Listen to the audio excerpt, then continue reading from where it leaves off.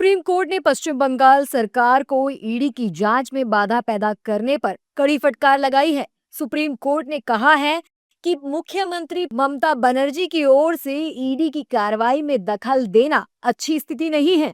अगर किसी केंद्रीय एजेंसी के कामकाज में बाधा डाली जाती है तो उसे बिना उपाय के नहीं छोड़ा जा सकता। सुप्रीम कोर्ट द्वारा ममता सरकार पर फटकार लगाने के बाद सियासी माहौल भी गर्मा गया है। सत्ता पक्ष के नेताओं ने तीखा हमला बोलते हुए कहा है कि ये पहली बार है जब केंद्रीय एजेंसी के काम में रुकावट डालने के लिए खुद किसी राज्य की मुख्यमंत्री सड़क पर आई हो।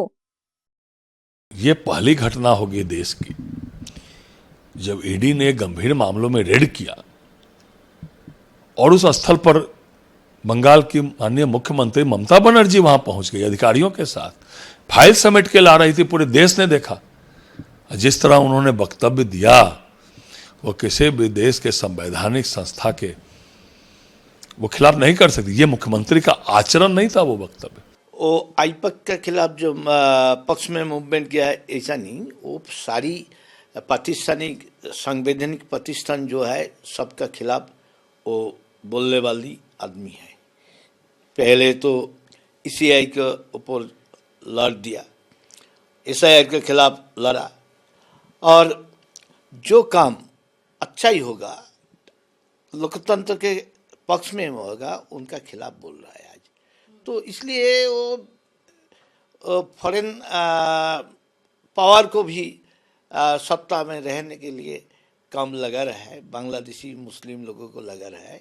कोर्ट के फैसले पर भाई कोई टिप्पणी कर नहीं सकता। कोर्ट ने जो कहा है वो सही कहा है। हाँ, तो सुप्रीम कोर्ट की जो टिप्पणी है वो टिप्पणी सही है। सुप्रीम कोर्ट ने जो कहा है तो सोच विचार के कहा है। बिल्कुल ईडी ने सही कहा है। शायद भारत के आज़ादी के बाद ये पहली मुख्यमंत्री हैं जिन्होंने सारे नियम कानून सबको ताक पर रख करके और ईडी के दफ्तर में जाकर के कागजात को ज़बरदस्ती छीन करके अपने अधिकारियों के माध्यम से और अपने आप को बचाने का प्रयास करना मैंने तो कभी सुना ही नहीं था। हालांकि विपक्षी दलों के नेताओं ने इस मामले पर ईडी पर ही तीखा हमला बोला है। विपक्षी दलों के नेताओं का कहना है कि हम सुप्रीम कोर्ट के फैसले का स्वागत करते हैं, लेकिन केंद्रीय एजेंसियां अब केंद्र सरकार के इशारे पर काम कर रही हैं। माननीय सर्वोच्च न्यायालय के समक्ष बड़ी बड़ी चुनौतियां हैं, लेकिन हाल के दिनों में कई टिप्पणी थोड़ी असहज करती है। जैसे ट्रेड यूनियन को लेकर के टिप्पणी, domestic made servants, domestic workers का वो था एक मामला। अभी हाल के दिनों में भी कई अवसरों पर तो एक मॉरल निरंतरता मैं चाहूँगा हर इंस्टीट्यूशन में हो। और जब ईडी के बारे में खुद सर्वोच्च न्यायालय की पहले की टिप्पणियां बताती हैं कि कैसे ईडी एक पॉलिटिकल इंस्ट्रूमेंट बन जाता है, उस दृष्टिकोण को भी सामने रखते तो बेहतर होता।